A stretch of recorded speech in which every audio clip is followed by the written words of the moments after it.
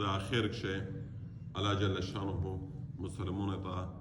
توحید بیان کړی دی چې شرک ما کې کفر ما کې لږ مو خدای وکسې سوچ خو درته په وکړې څرنګه ربم یا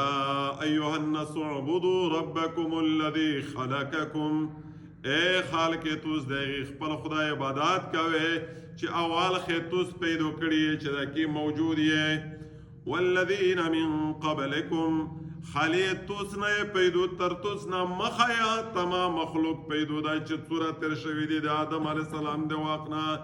لعلکم تتقون کا چیرم دا خبره خپله کړله توسو د یوره د جهنم نه باد شئ الذي جعل لكم الارض فراشا خدای اغا ذات دی چې اول خیمزکه جوړه کړله توس ته یې ونیولي بابچونه والسماء بناء آسمون یې چات در باندې جوړ کا وانزل من السماء ماء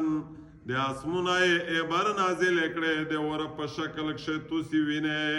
دا په یوه ور جړیب نه والی بیا خو سیلابي نه وای څومره په عجیبه انداز یې روروي و څومره عجیبه به نازلوي څومره غټه ابد دا که په یوه حجم په یوه ټکولر نازله وه خو خدای کار ځینې جوړ وه شلی ور در باندې نازلوي یا خدای د هغې عبادات وکړي بیا خالي عبر نازله نه کړی ور فاخرج به من الثمرات رزقا لكم بیا یې پاور سره توسې ته میویر پیدا کړی د مځکې نه پانه توس خورئ توس د پوره رزق دی د آسمونه یې به دا ټول دریوبین نه نهرین نه د لوندې ویلي چني د واندین نه دا ټول آسمون دی بې برکت دی دا خو نور یې به خو نشته خو د هغې نه برکت دی که نه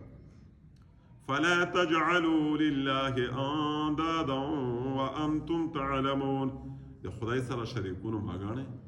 نه په ذات شي نه په صفات شي ما خدایون څوک باندې چې څوک یې لاد وبولي څوک یې غذات بولي څوک مطلب غلط خدایي نازون ته منتخب کوي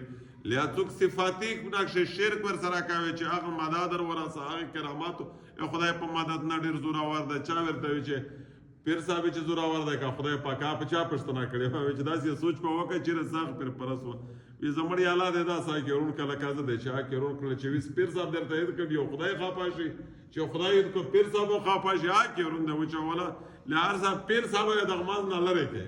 یک وحدانیت تقاضا ده